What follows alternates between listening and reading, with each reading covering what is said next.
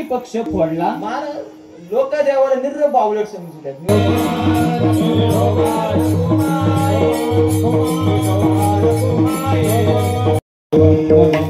समागत्य तिष्ठन्तमानन्द कन्दं परब्रह्मलिङ्गं भजे पाण्डुरङ्गं. पाण्डुरङ्ग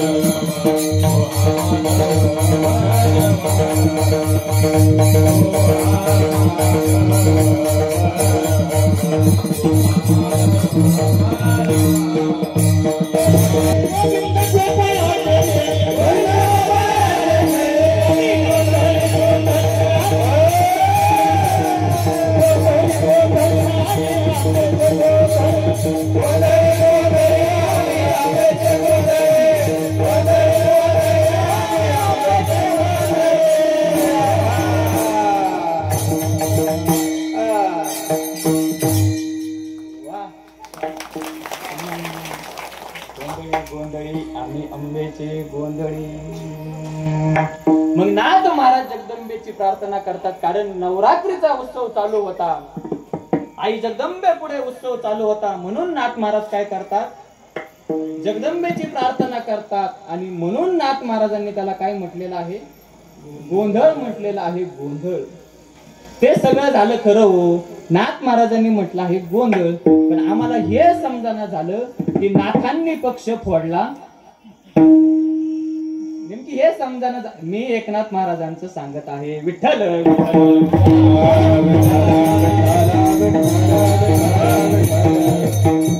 नेमकी एकनाथ महाराजांनी पक्ष बदलला. कधी कधी बदलला पक्ष? कारण की आपणा सर्वांना माहिती आहे नाथ बाबा हे कोण आहे, वारकरी आहे, पांडुरंगाचे उपासक आहे.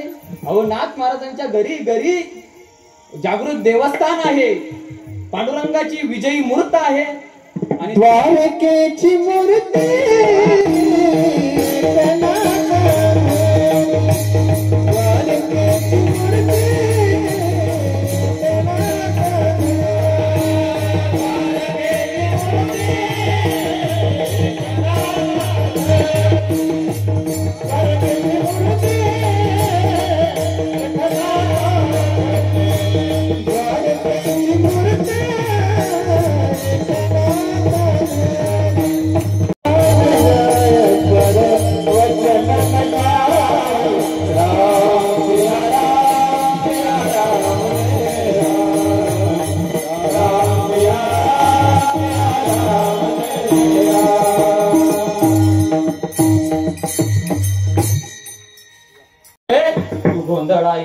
काय कर तू गोंधळाला ये.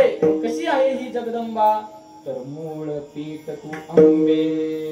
कशी आहे ही जगदंबा, तर संपूर्ण जगाचं मूळ असणारी ही जगदंबा आहे.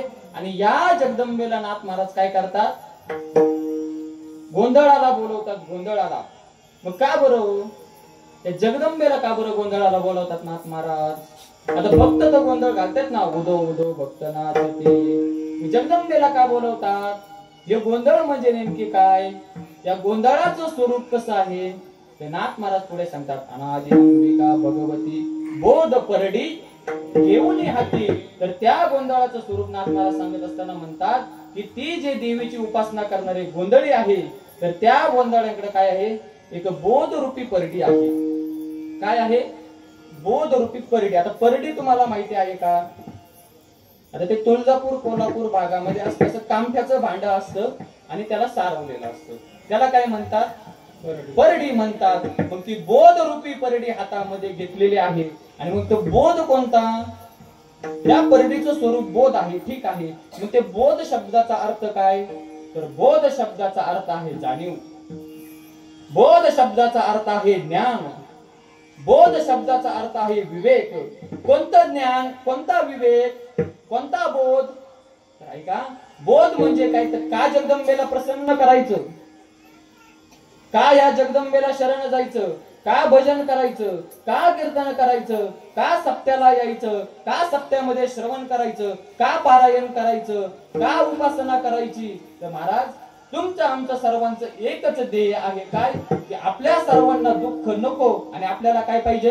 सुख पाहिजे. सुख. आणि सुख असणार, सुख स्वरूप असणार फक्त पांडुरंग परमात्मा आहे. महाराज, सुखरूप ऐसा दुजा कुणी सांगा. आणि माझ्या पांडुरंगा आनंद स्वरूप असणारा पांडुरंग परमात्मा आहे. पांडुरंगाचं स्वरूप आनंद स्वरूप आहे. आनंद अद्वय नित्य निरामय. आणि जे का निज ध्येय योगी यांचे ते समचरण साजिरे विटेवरी पहा विमातिरे विठ्ठल रूप. मग असा सुख स्वरूप आनंद स्वरूप असणारा पांडुरंग परमात्मा आहे. आणि मग तो पांडुरंग परमात्मा आनंद स्वरूप असल्यामुळे आपल्याला कशाची अपेक्षा आहे? सुखाची अपेक्षा आहे. आणि पांडुरंग परमात्मा सोडला तर या जगातील यच्च यावत जेवढ्या वस्तू, जेवढे पदार्थ, जेवढे काही विषय आहे ते अनित्य आहे, विनाशी आहे. आणि हा बोध येणं याला काय म्हटलेलं आहे?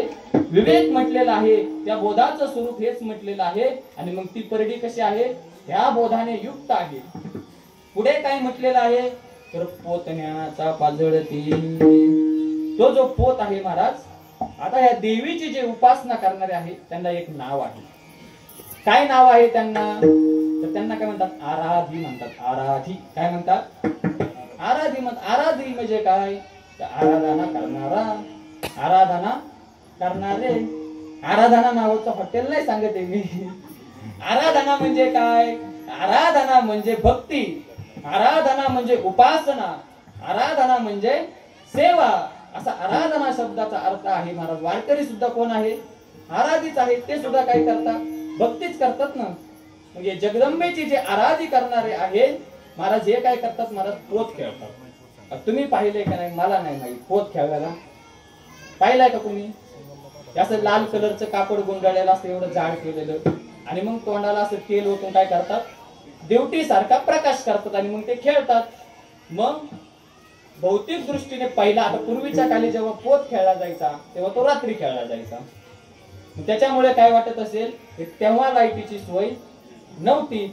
भौतिक दृष्टीने हा पोत पेटवलेला असेल, त्याच्यामुळे हा पोत खेळला जायचा. परंतु इथे इथे नाथ महाराज काय म्हणतात? तर तो जो पोत आहे तर तो ज्ञानाचा आहे. कोणतं ज्ञान? महाराज, आपण ज्या देवतेची भक्ती करतो, आपण ज्या देवतेची उपासना करतो, त्या देवतेचं कमीत कमी सामान्य परोक्ष ज्ञान आपल्याला पाहिजे. सामान्य ज्ञान तरी पांडुरंगाच्या दर्शनाला जाताना माणसाला एवढं तरी माहिती असावं की तो काय आहे? सर्वज्ञ आहे. सर्वज्ञ. एवढं जरी माहित झालं तर महाराज मग माणसं फाटकी नोट तिथे टाकणार. महाराज, लोक देवाला निर्र बावलट समजतात. निर्र बावलट कसं? फाटक्या नोटा तिथे टाकतात.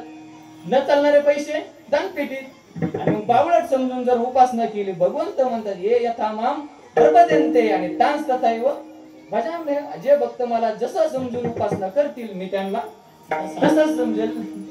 त्याच्यामुळे महाराज, पांडुरंग काय आहे? सर्वज्ञ आहे. सर्वज्ञ. आणि हाच अशीच भक्ती करायची. कशी? की त्या देवाचं सामान्य परोक्ष ज्ञान जाणून घ्यायचं. त्या देवाला सगळं समजतंय. म्हणजे पोत पाजळूनच उपासना केलेली चांगली. पोत कशाचा पोत? तर ज्ञानाचा. कोणतं ज्ञान? की देव सर्वज्ञ आहे. कमीत कमी एवढं तरी ज्ञान असावं. विठ्ठल